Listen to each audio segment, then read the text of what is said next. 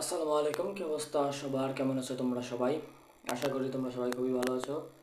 তো আজকে আমাদের আলোচনার বিষয় হচ্ছে ফিজিক্সের চ্যাপ্টার 8 অর্থাৎ আলোর প্রতিফলনের যশোর বোর্ড 2026 সালে যে সমস্যাটা এসেছিল সেই সমস্যাটা অর্থাৎ সিকিউটা। তো যশোর বোর্ড 2026 সালে যে সিকিউটা এসেছিল আমাদের চ্যাপ্টার 8 থেকে অর্থাৎ আলোর প্রতিফলন থেকে, সেই সমস্যাটা আজকে আমরা কি করবো, সমাধান করার চেষ্টা করবো না আমরা আজকে কি করবো, এটা সমাধান করবো, ঠিক আছে? তো দেখি আমাদের প্রশ্নে কি বলছে, আমরা কিভাবে জিনিসটা সমাধান করতে পারি। তো প্রশ্নে আমাদের প্রথমে কি দেওয়া আছে, একটা দর্পণ দেওয়া আছে এম পি এম প্রাইম, একটা কি দেওয়া আছে, দর্পণ দেওয়া আছে। যে দর্পণের ফোকাস, প্রধান ফোকাস হচ্ছে কি আমাদের এফ, এবং বক্রতার কেন্দ্র দেওয়া আছে আমাদের সি। তারপর আমাদের এখানে দেওয়া আছে কি CP is equal two 24 centimetre. CP মানে কি, সি থেকে পি এর যে দূরত্বটা, এটা কি, এটা মূলত কি আমাদের বক্রতার ব্যাসার্ধ। তাহলে আমাদের বক্রতার ব্যাসার্ধ কত দেওয়া আছে, 24 সেন্টিমিটার দেওয়া আছে। আর আমাদের উপি ইজ ইকুয়াল টু দেওয়া আছে 20 সেন্টিমিটার। আচ্ছা এখানে দেখো তো, এই যে এ এবং ও, এ ও এটা কি আমাদের, এটা হচ্ছে আমাদের লক্ষ্যবস্তু, এটা কি আমাদের লক্ষ্যবস্তু। তাহলে ও থেকে পি এর দূরত্ব দেওয়া আছে, তার মানে কি দেওয়া আছে, এটা বস্তুর দূরত্ব দেওয়া আছে। কি দেওয়া আছে, বস্তুর দূরত্ব দেওয়া আছে কত আমাদের, 20 সেন্টিমিটার। বুঝা গেল? এখন আমাদের গ নম্বর প্রশ্নে কি বলছে, ও এর প্রতিবিম্বের দূরত্ব নির্ণয় করো। ও এর প্রতিবিম্বের দূরত্ব নির্ণয় করো। আমাদের যে লক্ষ্যবস্তুটা আছে, লক্ষ্যবস্তুটা কি আমাদের এই যে ও এ। এখন এটা যে একটা প্রতিবিম্ব আছে, সেই প্রতিবিম্বর দূরত্বটা আমাদের বের করতে বলছে। তাহলে দেখি আমরা কিভাবে সলভ করতে পারি। দেখো তো, আমাদের প্রশ্নে কি কি দেওয়া আছে, আমাদের প্রশ্নে দেওয়া আছে বক্রতার ব্যাসার্ধ আর বস্তুর দূরত্ব। তাহলে বক্রতার ব্যাসার্ধ আর ইজ ইকুয়াল টু কত দেওয়া আছে আমাদের, 24 সেন্টিমিটার দেওয়া আছে। তাহলে এখান থেকে আমরা কি ফোকাস দূরত্ব বের করতে পারবো না? ফোকাস দূরত্ব এফ ইজ ইকুয়াল টু কি, আর বাই টু। ফর্মুলাটা আমরা সকলে জানি, ফোকাস দূরত্ব F is equal to R by two. R এর মান কত দেওয়া আছে, 24। 24/2 মানে কি, 12 সেন্টিমিটার। তাহলে আমাদের ফোকাস দূরত্ব কত, 12 সেন্টিমিটার।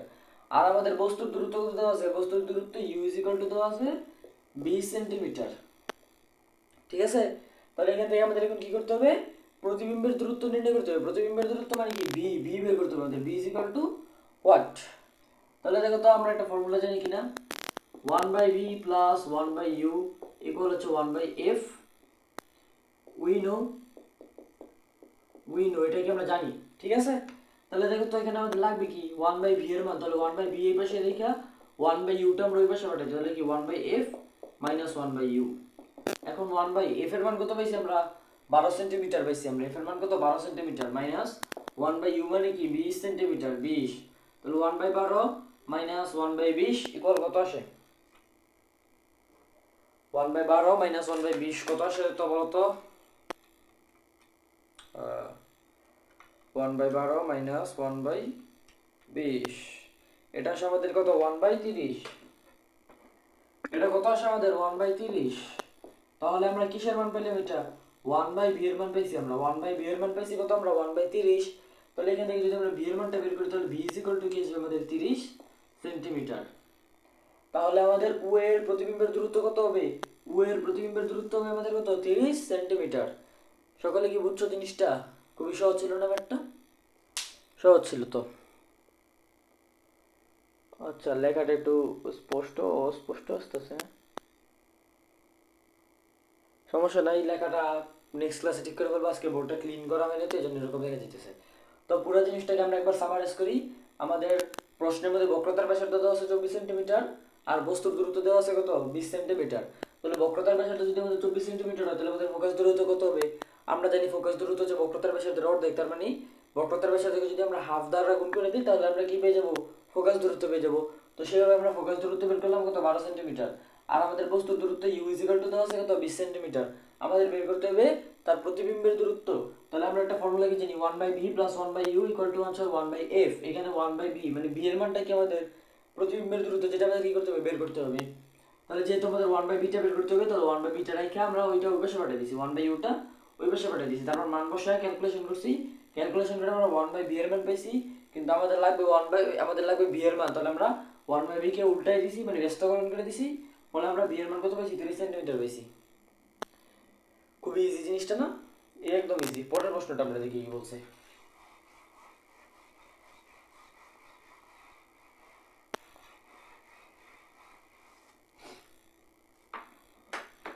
নেক্সট ক্লাস থেকে বোর্ড সব ক্লিন করে নিব, সমস্যা নেই। আজকে একটু রাত হয়ে গেছে তো বেশি, যে জন্য আর কি ক্লিন করা হয়নি। তো দেখো পরের প্রশ্ন কি বলছে আমাদের, ওয়ে এর বিবর্ধন 1.5 পাওয়া গেলে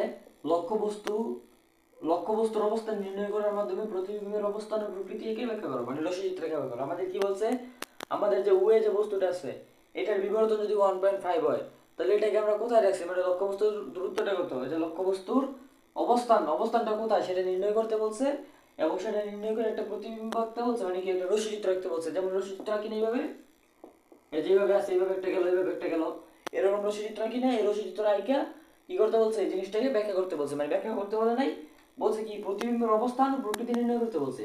কিসের মাধ্যমে, রশ্মিচিত্র আঁকা। রশ্মিচিত্র আঁকাকে কি করতে হবে আমাদের, লক্ষ্যবস্তুর যে অবস্থান সেটা বের করতে হবে, মানে লক্ষ্যবস্তুর অবস্থান কোথায় হইলে আমাদের বিবর্ধনের মানটা দেওয়া হবে, মানে 1.5 হবে। জিনিসটা বুঝুন। এই যে আমাদের একটা দর্পণ আছে, ঠিক আছে, এই যে আমাদের একটা দর্পণ আছে, আমাদের বলছে কি, আমাদের প্রশ্নে চাইছে দেখি সেটা আমরা একটু বুঝার চেষ্টা করি। এখন আমাদের একটা দর্পণ আছে, দর্পণের লক্ষ্যবস্তু মানে কি, ওয়ে হচ্ছে আমাদের কি লক্ষ্যবস্তু, ঠিক আছে।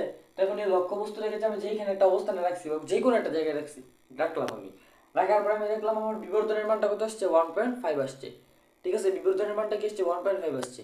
তাহলে আমি লক্ষ্যবস্তু থেকে কোথায় রাখলে আমার বিবর্ধনের মানটা 1.5 আসে, সেই অবস্থানটা বের করতে হবে, এবং সেই অবস্থানটার জন্য আমাদের কি করতে হবে, একটা রশ্মিচিত্র রাখতে হবে, আইকা তার অবস্থান এবং প্রকৃতিটা বের করতে হবে, মানে রশ্মিচিত্রের মাধ্যমে প্রকৃতি বের করতে হবে। জিনিসটাই বুঝছো? তাহলে দেখি আমরা কিভাবে রাখতে পারি। দেখো প্রথমে আমাদের কি করতে হবে, বিবর্ধনের মান কত দেওয়া আছে, 1.5 দেওয়া আছে। বিবর্ধন কি এম এর মান কত দেওয়া আছে, 1.5 দেওয়া আছে। এখন বলো তো m ইজ ইকুয়াল টু কি, m ইজ ইকুয়াল টু আমরা পড়ে এসেছি কি, modulus of b by u, যার একটা মাইনাস থাকে আর কি, modulus of minus b by u, মাইনাসটা না দিলে সমস্যা নেই, তুমি এখানে মাইনাস দেওয়ার দরকার নেই, মাইনাস কি দেওয়ার দরকার নেই। তাহলে m ইজ ইকুয়াল টু কি, modulus of b by u দাও, বসায় দাও, ইকুয়াল হচ্ছে কি 1.5। তাহলে এই মডুলাসের জন্য একটা কি হয়ে যাবে বলো, এখন যদি আমি মডুলাসে সরাতে চাই, এখন যদি এখান থেকে আমি মডুলাসে সরাতে চাই তাহলে কি হবে, এই 1.5 এর সাথে কি হবে, একটা প্লাস মাইনাসে চলে আসা পড়বে, একটা প্লাস মাইনাস চলে আসবে, কি আছে একটা প্লাস মাইনাস 1.5 চলে আসবে, ঠিক আছে। পরের লাইনে আমরা কি লিখতে পারি, v is equal to plus minus 1.5 u। এখন আমাকে একটা জিনিস বুঝাও তো, মানে বলো তো, এই যে বিবর্ধনের মান 1.5, এটা দ্বারা কি বুঝাইতেছে, এটা দ্বারা বুঝাইতেছে যে আমাদের যে লক্ষ্যবস্তুর যে দৈর্ঘ্যটা আছে, মানে লক্ষ্যবস্তুর যে দৈর্ঘ্যটা, লক্ষ্যবস্তুর দৈর্ঘ্য মানে কি, ওয়ের দৈর্ঘ্য, আর যে প্রতিবিম্বের দৈর্ঘ্যটা আছে এটার অনুপাতকে বুঝাইতেছে, মানে প্রতিবিম্বের দৈর্ঘ্যটা লক্ষ্যবস্তুর দৈর্ঘ্য থেকে কত গুণ বড়। এখন আমাদের 1.5 আসছে, তার মানে এটা দ্বারা আমরা বুঝতে পারতেছি যে আমাদের যে লক্ষ্যবস্তুর দৈর্ঘ্যটা আছে এটা ছোট, আর প্রতিবিম্বের দৈর্ঘ্যটা কত বড়, প্রতিবিম্বের দৈর্ঘ্যটা বড়। আচ্ছা বলো, তার মানে কি আমরা বুঝতেছি আমাদের প্রতিবিম্বটা কি বিবর্ধিত, যেহেতু বড় তার মানে কি বিবর্ধিত। এখন এটা একটা অবতল দর্পণ, অবতল দর্পণে বিবর্ধিত বিম্ব কোথায় কোথায় পাওয়া যায়, অবতল দর্পণে বিবর্ধিত বিম্ব কোথায় কোথায় পাওয়া যায়, বাস্তব হইতে পারো, অবাস্তব হইতে পারো, কোথায় পাওয়া যায় সেটা আমরা জানি না, সেটা আমরা বের করবো।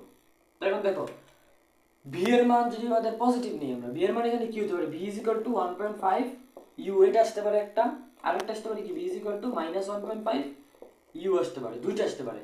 এখন একটা কেন আসতে পারে, কারণ কি প্লাস মাইনাস আছে। এখন বলো যদি আমি এই মানটা নিই তাহলে আমাদের যে বিম্বটা আসবে, মানে প্রতিবিম্বটা আসবে, সেটা কি হবে, বাস্তব হবে, সেটা কি হবে আমাদের বাস্তব হবে। আর যদি আমি ভি এর মান মাইনাস 1.5 ইউ নেই তাহলে কি হবে আমাদের অবাস্তব হবে। আর এখানে আমাদের বিবর্ধনের মানটা 1.5, এটা দ্বারা বুঝতে পারতেছি যে আমাদের লক্ষ্যবস্তুর যে প্রতিবিম্বটা হবে সেটা অবশ্যই বিবর্ধিত হবে। এখন অবতল দর্পণে বিবর্ধিত বিম্ব বাস্তব হইতে পারে, অবাস্তব হইতে পারে, দুইটাই হতে পারে। তাহলে আমাদের কি করতে হবে, দুইটা নিয়ে কাজ করতে হবে, কাজ করতে হবে। প্রথমে আমাদের কি করবো, প্রথমে আমরা বাস্তব বিম্ব নিয়ে কাজ করি, বাস্তব বিম্ব নিয়ে কাজ করি। তাহলে বাস্তব বলে কি, বলে বাস্তব বিম্বের ক্ষেত্রে, কি হবে বলো, v is equal to কি হবে 1.5 u হবে, ঠিক আছে, 1.5 u হবে। তাহলে দেখো তো আমরা একটা ফর্মুলা কি জানি, একটু আগে মাত্র ফর্মুলাটা দেখে আসছি, we know 1/v plus 1/u equal হচ্ছে কি 1/f, আর f এর মানটা কি আমাদের প্রশ্নে আমরা পাইছিলাম কত, 12 সেন্টিমিটার, আগের ম্যাথে পাইছিলাম আমরা কি 12 সেন্টিমিটার। তারপরে দেখো এই v এর মান সমান কি, v মান হচ্ছে 1.5 u, বসায় দাও 1/1.5 u প্লাস 1/u ইকুয়াল হচ্ছে কি 1/f।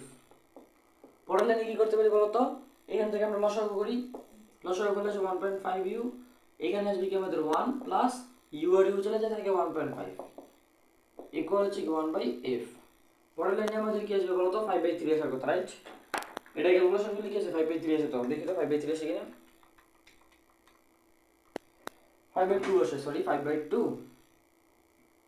5/2 না 5/3 আসে, 5/3 আসে, ঠিক আছে 5/3u ইকুয়াল হচ্ছে কি 1/f।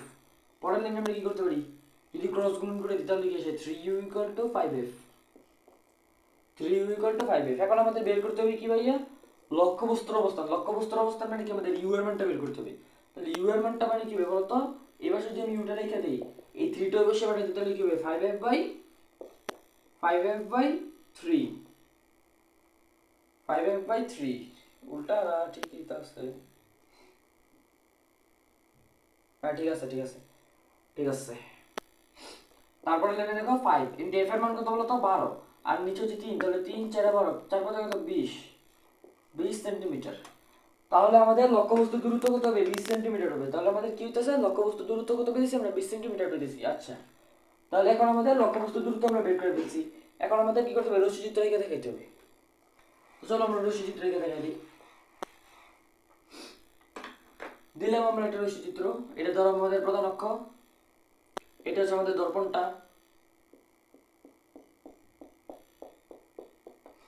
এটা হচ্ছে আমাদের কি মেরু, এটা হচ্ছে আমাদের কি বক্রতার কেন্দ্র, আর এটা হচ্ছে আমাদের ফোকাস ধরে নিচ্ছি আর কি। এখন আমাদের লক্ষ্যবস্তুর অবস্থান কোথায় 20 সেন্টিমিটার দূরে। এখন আমাদের যে দর্পণটা আছে এটার বক্রতার ব্যাসার্ধ হচ্ছে 24 সেন্টিমিটার, আর আমাদের ফোকাস দূরত্ব কত 12 সেন্টিমিটার। তাহলে এতটুকু যদি 12 হয় আর এতটুকু যদি 24 হয়, তাহলে 20 সেন্টিমিটার কত হবে, ফোকাস দূরত্ব আর বক্রতার ব্যাসার্ধের কি মাঝখানে হবে, সরি বক্রতার কেন্দ্রের মাঝখানে হবে। ফোকাস পয়েন্ট আর বক্রতার কেন্দ্রের কি হবে, মাঝখানে হবে। এখন মাঝখানে কোথায়, যেখানে মন সেখানে আমার দেখার বিষয় এটা, তুমি এটার মাঝখানে একটা পয়েন্টটা বসাই দিবা, তাহলেই হয়ে যাবে। এখন দেখো এটা হচ্ছে আমাদের কি লক্ষ্যবস্তু। তাহলে লক্ষ্যবস্তু থেকে একটা আলোক রশ্মি কি হবে, প্রথমে প্রধান অক্ষ সমান্তরালে আবর্তিত হবে। প্রধান অক্ষ সমান্তরালে আবর্তিত হলে কোন দিক দিয়ে প্রতিফলিত হবে, প্রধান ফোকাস দিয়ে প্রতিফলিত হবে। তাহলে সমান্তরালে আবর্তিত হয়ে কোন দিক থেকে প্রতিফলিত হয়, আরে প্রতিফলিত হবে কোন দিক দিয়ে, প্রধান ফোকাস দিয়ে প্রতিফলিত হবে। হইছে, হইলো। আরেকটা আলোক রশ্মি কোন দিক দিয়ে আপতিত হবে, আরেকটা আলোক রশ্মি প্রধান ফোকাস দিয়ে আপতিত হবে এবং প্রতিফলিত হবে কোন দিক দিয়ে, প্রধান অক্ষ সমান্তরালে প্রতিফলিত হবে। ঠিক আছে, এইদিকে আপতিত হইয়া এইদিকে প্রতিফলিত হইলো, এইদিকে আপতিত হইলো এইদিকে প্রতিফলিত হইলো। এখন মিলিত হইছে কোথায়, এখন মিলিত হইছে আমাদের এই বিন্দুতে। এখন এইখান থেকে প্রধান অক্ষ একটা কি টানো, লম্ব টানো, লম্ব টানো। এটা যদি আমাদের কি হয় উ এ লক্ষ্যবস্তু হয়, তাহলে এটা কি হবে আমাদের উ প্রাইম এ প্রাইম প্রতিবিম্ব। এই চিত্রটা এঁকে দিবা। তারপর আমাদের কি বলছে, প্রকৃতি বের করতে বলছে। তাহলে প্রকৃতি কি হবে বলতো, প্রকৃতি কি বলতেছি, এটা কি একটা বাস্তব বা অবাস্তব বিম্ব, এটা অবশ্যই কি একটা বাস্তব বিম্ব, এটা কি একটা অবশ্যই বাস্তব বিম্ব। ও এটা কি উল্টা না সোজা, এটা কি দেখতে হইতেছে উল্টা। তাহলে দেখো বাস্তব ও উল্টো, বাস্তব ও উল্টো। আচ্ছা ঠিক আছে, মোটামুটি বোঝা গেল জিনিসটা। তাহলে এতক্ষণ আমরা দেখলাম যে জিনিসটা যেটা হচ্ছে কি বাস্তব বিম্বের ক্ষেত্রে। তাহলে আমরা যখন পাইছিলাম আরেকটা জিনিস কি, আরেকটা কি পেয়েছিলাম আমরা বলতো, v is equal to -1.5u। এটা কিসের জন্য পেয়েছিলাম আমরা, অবাস্তবের জন্য। এখন আমরা দেখবো অবাস্তব বিম্বের ক্ষেত্রে। তো চলো এগুলো আমরা বুঝে ফেলি, অবাস্তব বিম্বের ক্ষেত্রে কি হবে সেটা একটু দেখে আসি। এবার আমরা দেখি অবাস্তব বিম্বের ক্ষেত্রে। তাহলে অবাস্তব বিম্বের ক্ষেত্রে আমরা কি জানি, অবাস্তব বিম্বের ক্ষেত্রে আমরা জানি কি v is equal to -1.5u। v is equal to কি ভাইয়া -1.5u। তাহলে দেখো আমরা আবার আগের মতো সূত্র ফেলাই, উই নো কোনটা জানি আমরা 1/v প্লাস 1/u ইকুয়াল কি 1/f আমরা জানি।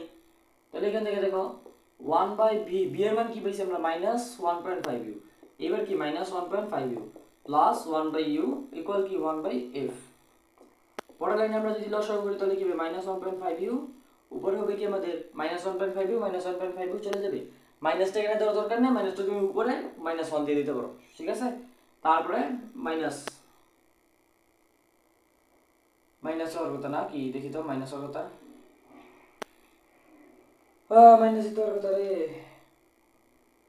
মাথাটা নষ্ট হয়ে যায়।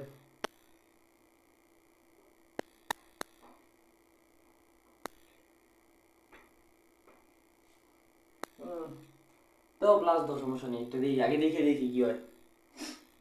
দেখো 1.5u উপরে হচ্ছে -1 প্লাস কি হবে 1.5 প্লাস কি 1.5 5 ইকুয়াল কি 1/f।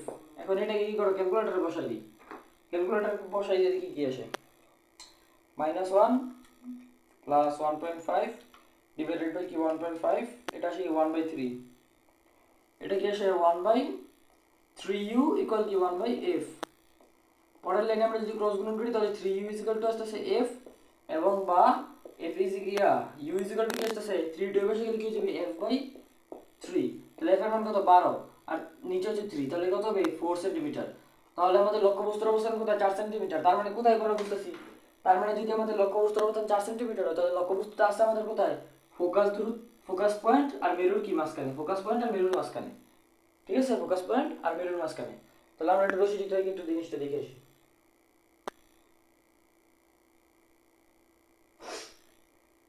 ঠিক আছে, একটু রশি চিত্র আমরা একটু দেখে আসি।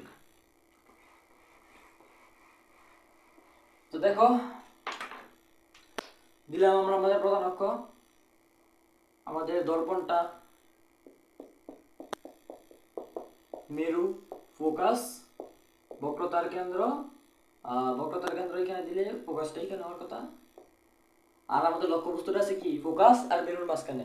তাহলে একটা আলোক রশ্মি প্রধান অক্ষের সমান্তরাল আপতিত হইয়া ফোকাস দিয়ে প্রতিফলিত হইল। একটা আলোক রশ্মি কি হইলো, প্রধান অক্ষের সমান্তরাল আপতিত হইয়া ফোকাস দিয়া প্রতিফলিত হইল।